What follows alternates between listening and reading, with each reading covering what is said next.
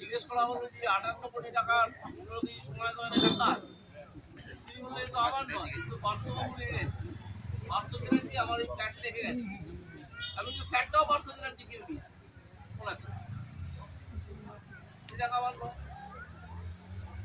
তার বললেন আমি তো এত টাকা রোজগারই করি না, আমি কোথেকে পাবো এটা? তখন এনফোর্সমেন্ট ডিরেক্টর অর্থাৎ ইডির গোয়েন্দারা পার্থবাবুকে জিজ্ঞেস করলেন যে এই টাকা কার? পার্থবাবু বললেন টাকা কি আমার বাড়ি থেকে পেয়েছেন? তারা বললেন না, আপনার বান্ধবীর বাড়ি থেকে দিয়েছে। না না, এই টাকা আমার নয়, আমার নয়, সোনাও আমার নয়। এবার ভাবুন, 58 কোটি টাকার কোনো দাবিদার এবং 15 কেজি সোনার কোনো দাবিদার নেই। কেন নেই? যেই কেউ বলবে, অর্পিতা বা পার্থবাবু যেই বলবেন, বা অভিষেক ব্যানার্জি চোর পিসির চোর ভাইপো, যে টাকাটা আমার, তার প্রথম প্রশ্ন হবে টাকাটা কোথেকে পেলে? ক্যাশ টাকা, এত টাকা কোথায় রাখা ছিল, কিভাবে পেলে, কোথেকে আনলে? তার উত্তর কালকে আমরা একটা সাক্ষাৎকার দেখেছি, কুণাল ঘোষ বলে তাদের একজন প্রচারক ছিলেন, পার্টির মুখপাত্র।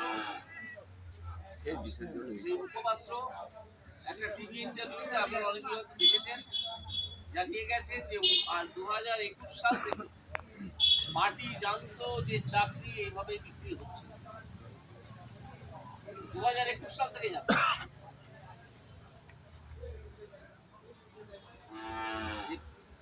চাকরি এভাবে বিক্রি হচ্ছে, এবং হয় পার্থবাবু বিক্রি করছেন বা পার্থবাবুর নামে অন্য লোক বিক্রি করছে।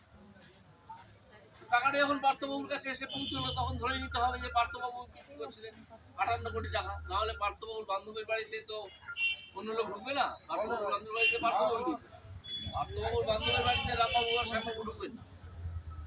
তো এই টাকার কোনো দাবিদার নেই। এই চাকরি বিক্রি করে এই টাকা এবং আরো অনেক অনেক কোটি টাকা অনেকে সংগ্রহ করেছে। তার মধ্যে একজন আছেন অতনু গুছাই, তিনি থাকেন এই আমাদের কোলাঘাটে।